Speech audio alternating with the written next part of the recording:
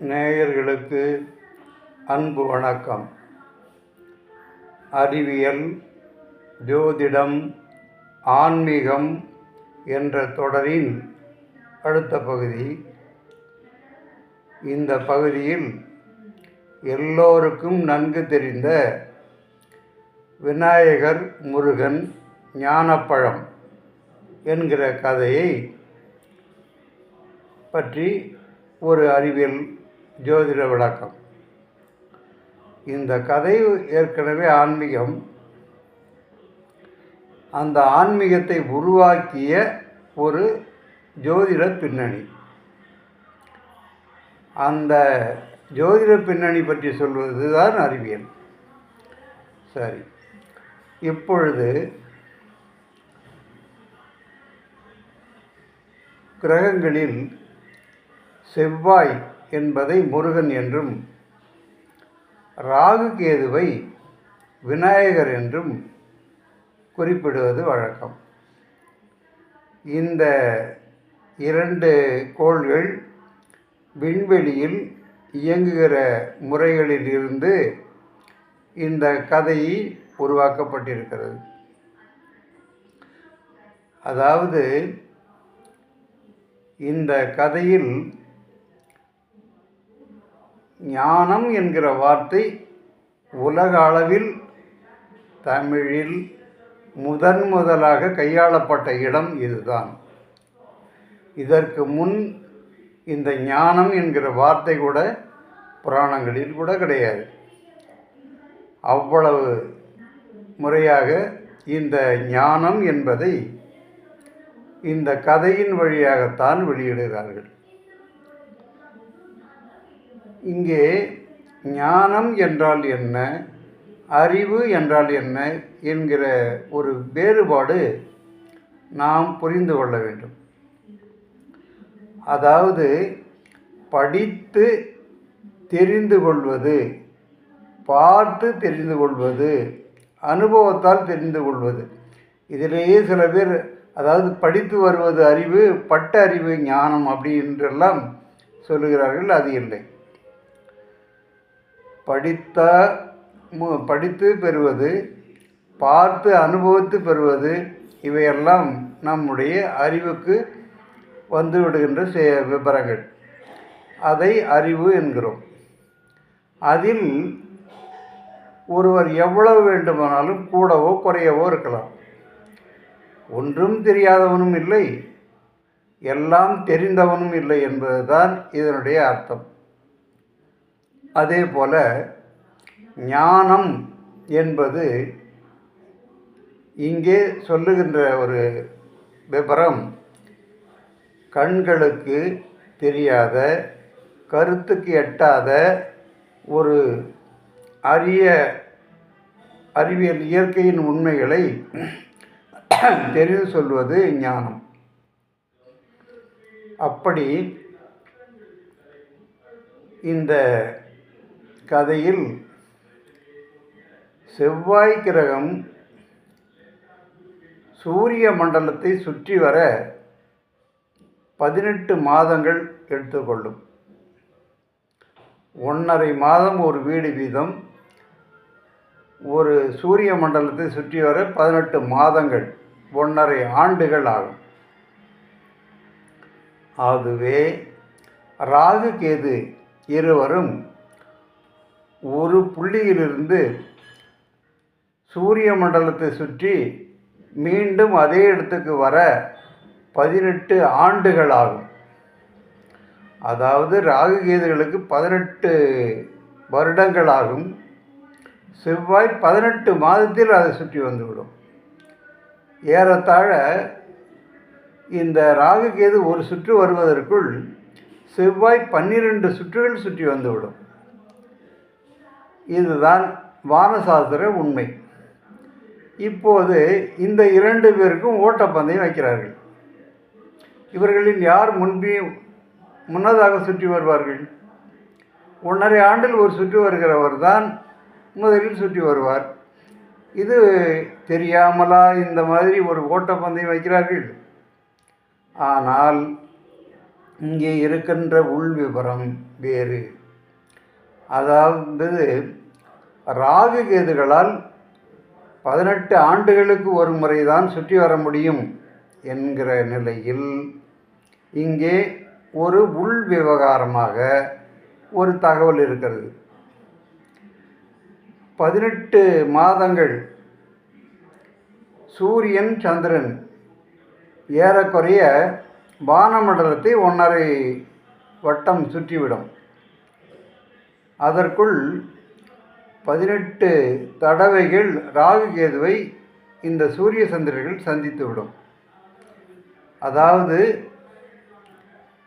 இந்த முறையில் ராகு கேது என்கிற 2 புள்ளிகளை 1½ ஆண்டில் குறைந்தபட்சம் 3 தடவை 6, அதாவது சூரியன் 3 தடவை, சந்திரன் 3 தடவை ஆக 6 தடவை கிரகணங்களாக அவைகள் இருக்கும். கிரகண புள்ளிகள் என்பதுதான் ராகு கேது. அந்த ராகு கேது ஒரே இடத்தில் இருந்தாலும் சூரியனும் சந்திரனும் அந்த ராகு கேதுவை ஏறக்குறைய 1½ ஆண்டில் 6 முறை கடந்துவிடும்.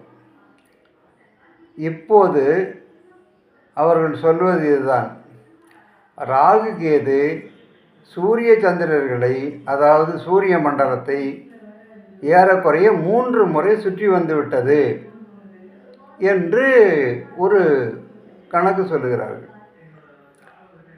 அதுதான், அதாவது செவ்வாயை சுற்றி வருவதற்கு முன்பே,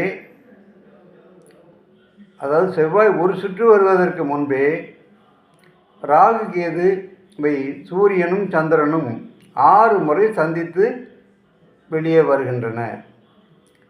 ஆக சூரிய சந்திரன், அதாவது அம்மா அப்பா, செவ்வாய் முருகர், ராகு கேது விநாயகர்.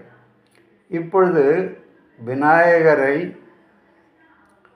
6 முறை இந்த சூரிய சந்திரர்கள் கடக்கிறார்கள். அதாவது சுற்றுவது சூரியனும் சந்திரனும் தான். ஆனால் இங்கே என்ன சொன்னார்கள்? விநாயகர் தான் தாய் தந்தையரை சுற்றி வந்ததாக சொன்னார்கள். அப்படி வானசாஸ்திரப்படி ஒரு கோள், அதாவது மற்ற கோள்கள் கண்ணுக்கு தெரியும், ராகு கேதுகள் கண்களுக்கு தெரியாதவை. அதாவது அவை இருப்பதாக ஒரு கிரகண புள்ளி மட்டும்தான் அடையாளம் காட்டும். அந்த அளவுக்கு நுட்பமாக கவனித்து அவற்றை செவ்வாய் கிரகத்தோடு ஒப்பிட்டார்கள். இந்த நிலையில் ராகு கேதுவுக்கும் செவ்வாய்க்கும் இடையே என்ன ஒரு ஞானத்துக்கு என்ன தொடர்பு? அதாவது செவ்வாய் இப்போது தனித்தனியாக கூட பார்க்க தேவையில்லை. ஒரு உடம்புக்குள்ளேயே இந்த சக்திகள் எல்லோரும் பதிவாகியிருக்கிறார்கள். எல்லா மனிதர் உடம்பிலேயும் எல்லோருக்கும் இந்த சக்திகள் பதிவாகியிருக்கின்றன. அந்த சக்திகள் செயல்படும் விதங்கள் தான் வேறுபடுகின்றன. அதே போல் செவ்வாய் என்பது உடம்பு செயல்படும், அதாவது உடல் திறன். ராகு கேது என்பது உள்ளுடம்புகள், அதாவது உடம்புக்குள்ளே இருக்கும் உள்ளுடம்புகள். இவைகள் வெளியே கண்ணுக்கு தெரியாது. அந்த உள் உடம்புகள் இயங்காமல் நாம் எதையும் பார்க்கவோ கேட்கவோ பேசவோ முடியாது. ஆக நம் உள்ளுடம்புகள் ஒரு நாள் செயலற்று போனால், உடம்பை விட்டு பிரிந்து விட்டால் உடம்பு பிணமாகிவிடும். அதாவது உடம்பு என்பது வெளிப்படையாக ஒரு கண்ணுக்கு தெரிகின்ற தோற்றமே தவிர அங்கே செயல்படுவது உள் உடம்புகளே. இது ஞானத்தின் விளக்கம், ஞானிகளின் விளக்கம். யார் ஒருவர் தன் உள் உடம்புகளை இயக்கிட கற்றுக்கொண்டிருக்கிறார்களோ, உள்ளுடம்பு இயங்கிக் கொண்டு தான் இருக்கிறது, அது நம்முடைய விருப்பத்துக்கு அப்பாற்பட்டு தானே இயங்கிக் கொண்டிருக்கிறது. ஆனால் அதை நம் விருப்பத்துக்கு யார் இயக்குகிறார்களோ அவர்கள் ஞானத்தை பெறுகிறார்கள், ஞான திருஷ்டி ஆற்றல் பெறுகிறார்கள் என்றெல்லாம் அதற்கு விளக்கம் சொல்லுகிறார்கள். இதையெல்லாம் இந்த நாளில் எப்படி நம்புவது என்று ஒரு பெரிய கேள்வி. எனக்கு இருக்கிற உடம்பு தான் உனக்கும் இருக்கிறது, நீ எப்படி ஞானி என்று நான் ஒப்புக்கொள்வது? இப்படியெல்லாம் ஒரு எதிர்வாதம். அதற்குத்தான் இந்த ஒரு சின்ன குறிப்பை சேர்த்து சொல்கிறேன். அதாவது பூமி சாய்ந்திருக்கிறது என்பதை புராண காலத்தில் முதலில் சொன்னவன் தமிழன். அப்போது உலகத்தில் வேறு எந்த விதமான முன் உதாரணங்களும் கிடையாது. உலகப்படம், வேறு வகையான குறிப்புகள், மற்ற எதுவுமே கிடையாது. அப்போது அவர்கள் கடல் என்பது புவியின் மைய ஈர்ப்பு விசையினால் உள்ளே இழுக்கப்பட்டு பள்ளமாகி கடலானது. நிலம் வெளியீர்ப்பு விசையால் மேலே தூக்கப்பட்டது. அந்த நிலத்தில் மலைகள், குன்றுகள் போன்றவை வெளியீர்ப்பு விசையினால் தூக்கப்பட்டவை. இந்த இரண்டு சக்திகளும் ஒருவனை கீழே இழுப்பதும் ஒருவனை மேலே உயர்த்துவதும் இந்த இரண்டு சக்திகளின் வேலைதான். இவற்றை தான் இரு வினைகள் என்று அப்போதிருந்து சொன்னார்கள். இன்றைக்கும் இந்த வெளியீர்ப்பு விசையின் ஆற்றலை ஏறக்குறைய அருள் என்கிற வார்த்தையால் சொல்லுகிறார்கள். அருள் தெய்வத்தின் கருணை, அதாவது வெளி ஆகாய சக்தியின் ஒரு கதிர்கள், அங்கிருந்து ஆகாயத்திலிருந்து பூமியை மேலே இழுக்கின்ற சக்திகள். இதை விஞ்ஞானம் இன்னும் ஒப்புக்கொள்ளவில்லை. ஆனால் பூமி சாய்ந்திருக்கிறது என்பதை தமிழன் சொன்னதை தமிழனே இன்னும் புரிந்து கொள்ளவில்லை. ஏனென்றால் அது புராண கதை, அதுவெல்லாம் வெறும் கட்டுக்கதை என்று சொல்லிவிட்டு நாம் அமைதியாக இருக்கிறோம். பூமியின் வடக்கு கோளம் எடை அதிகரித்து பூமியின் வடதிசை கீழே சாய்ந்தது என்பதை தான் இன்றைய விஞ்ஞானம் சற்று மாற்றி வடதுருவம் மேலே இருக்கிறது, அது கிழக்கு பக்கமாக கொஞ்சம் சாய்ந்திருக்கிறது என்று மட்டும் ஒப்புக்கொள்கிறார்கள். இதை முதலில் சொன்னவர்கள் தமிழர்கள். இதுபோல ஆரம்பத்தில் அறிவியலாக சொல்லப்பட்ட பல விஷயங்கள் சில காலத்துக்கு பிறகு, சில 1000 ஆண்டுகளுக்கு பிறகு வந்தவர்கள் அவற்றை உல்டா பண்ணி, அதாவது கீழே மேலே தலைகீழ திருப்பி அவற்றையெல்லாம் கதைகள் வடிவத்தில் கொடுத்து ஒரு குழப்பத்தை உண்டாக்கி, ஆனால் அதையே பலகாலம் சொல்லி தெளிவாக நம்மிடம் பதிவு செய்து விட்டார்கள். ஆக இன்று நாம் நம்புகிற கதைகளுக்கு பின்னால் இருக்கின்ற அறிவியல் சற்று மாற்றி அமைக்கப்பட்டவை. உண்மையான கணக்குகள் இன்றும் வானவெளியில் நம் முன்னே சாட்சியாக இருக்கின்றன. காட்ட முடியும், பார்க்க முடியும். இவையெல்லாம் ஒன்றும் அதிசயங்கள் கிடையாது. வெறும் கண்களால் பார்க்க முடியும். அதாவது வெறும் கண்களால் நட்சத்திரங்களை கூட பார்க்காதவர்கள் இன்னும் இருக்கிறார்கள். ஆனால் வெறும் கண்களால் நெபுலாக்களை கூட பார்த்தவர்கள் நம் தமிழர்கள். நெபுலாக்களை வெறும் கண்களால் சர்வசாதாரணமாக பார்க்க முடியும். அது எங்கோ தொலைவில் இருந்து நம்மை நோக்கி வருவது போல ஒரு தோற்றம் நமக்கு தெரியும். அதாவது உன்னிப்பாக கவனித்து கொண்டிருந்தால் அது ஒவ்வொரு நாளும் நம் பக்கமாக வருவதை நாம் உணர முடியும். ஆனால் நெபுலாக்கள் ஒரே இடத்தில் தான் இருக்கின்றன. பூமி சூரிய மண்டலத்தை சுற்றி வரும் பொழுது நெபுலாக்கள் இருக்கின்ற பக்கமாக சென்று திரும்புகிறது. இவ்வளவு துல்லியமாக வானசாஸ்திரத்தை கவனித்து அவற்றின் ஒவ்வொரு அமைப்பையும் அசைவையும் கவனித்து பூமியில் நிகழும் நிகழ்வுகளை எல்லாம் கண்டுபிடித்து தான் ஜோதிடத்தை கொண்டு வந்தார்கள். இது ஏறக்குறைய 10-15,000 ஆண்டுகள் நம் பாரத தேசத்தில், இந்தியாவில், தமிழகத்தில் நடைமுறையில் உள்ளது. ராமாயணம் மகாபாரத காலங்களிலேயே ஜோதிடம் இருக்கிறது. எனவே ஜோதிடம் என்பது இன்றைக்கோ நேற்றோ முளைத்த காளான்கள் இல்லை.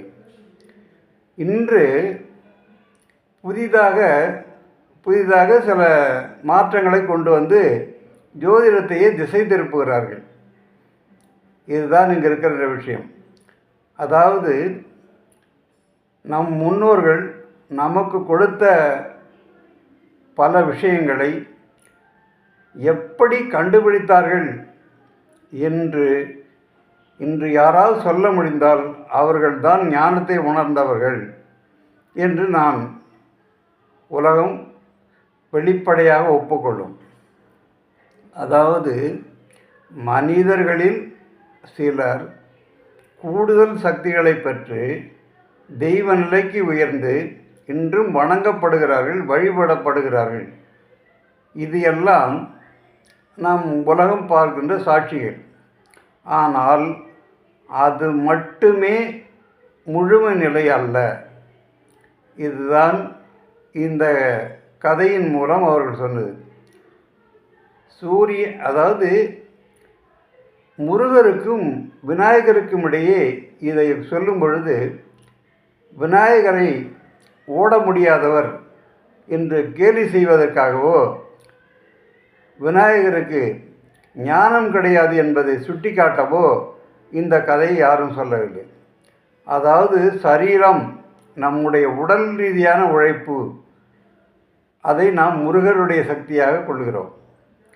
அந்த உடல் உழைப்பு எவ்வளவுதான் கொடுத்தாலும், ஆக உள்ளுடம்புகள் வழியாக இருக்கின்ற ஞானம் எவ்வளவுக்கு ஒருவனுக்கு பிரகாசிக்கிறதோ அந்த அளவுக்கு தான் அவனுக்கு பெயர், புகழ், செல்வம் மற்ற அனைத்தும் கிடைக்கிறது.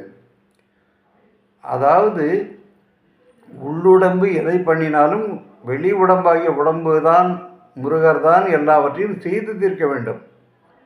ஆனால் பெயர் ஒருவருக்கு, புகழ் ஒருவருக்கு. இதுதான் இங்கே இருக்கின்றது. ஆக இந்த கதையில் ராகு கேது என்பதை விநாயகராகவும், செவ்வாய் என்பதை முருகர் என்றும், அந்த இருவரும் வானமண்டலத்தில் சுற்றி வருகின்ற அமைப்பை, அவர்கள் தருகின்ற பலன்களையும் இங்கே ஒப்பிட்டுத்தான் இந்த கதையை சொன்னார்கள்.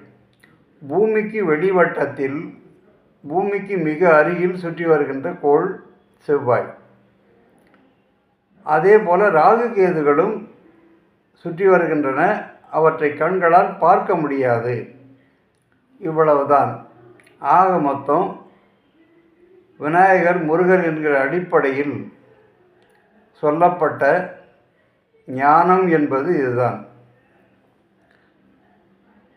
இறைவன் படைத்த படைப்பில் நமக்கு 2 பிள்ளைகள், அதாவது 2 சக்திகள்.